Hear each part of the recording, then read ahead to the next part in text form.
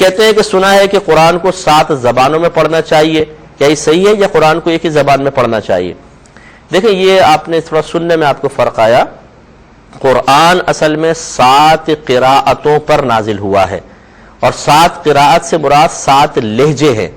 جیسے اہدنا الصراط المستقیم، اور کوئی کہتا ہے اہدنا الصراط المستقیم، مجریہا، مجریہا.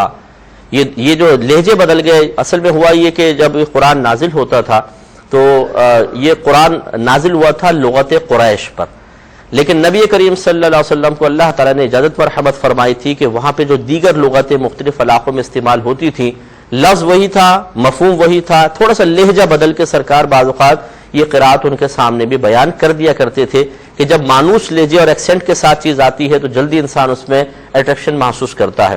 تو ایک دفعہ ایسے ہی ہوا کہ ایک صحابی قرآن پڑھ رہے تھے، عمر فاروق رضی اللہ تعالیٰ عنہ نے سنا تو آپ نے کہا تم تو غلط قرآن پڑھ رہے ہو.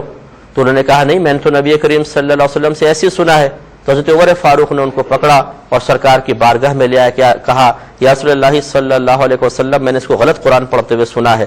سرکار نے فرمایا آپ پڑھیں، انہوں نے پڑھا. پھر حضرت عمر فاروق رضی اللہ تعالیٰ عنہ سے فرمایا کہ آپ پڑھیں، آپ نے بھی پڑھا. سرکار نے فرمایا تم دونوں نے صحیح پڑھا، کیونکہ قرآن 7 قراءتوں میں نازل ہوا ہے. پھر یہ بعد میں ایسا ہوا کہ یہ 7 قراءتیں قراء تک تو محفوظ رہیں، عوام سے ان کو ختم کر دیا گیا، صرف ایک لغت قریش کو قائم رکھا گیا تاکہ لوگ بیچارے پریشان نہ ہو جائیں. کیونکہ ایسا ہوا کہ جب حضرت عثمان غنی رضی اللہ تعالیٰ عنہ کے دور میں خاص طور پر جب بہت سے والی بھیجے گئے مختلف علاقوں میں، تو انہوں نے جیسے ایک گیا، اس نے ایک قرات میں قرآن پڑھا، پھر وہ معزول ہوئے، دوسرے چلے گئے، انہوں نے دوسری قرات میں پڑھا. تو وہ جو عجمی لوگ تھے وہ پریشان ہو گئے کہ پہلے امام نے صحیح پڑھا تھا یہ صحیح پڑھ رہے ہیں.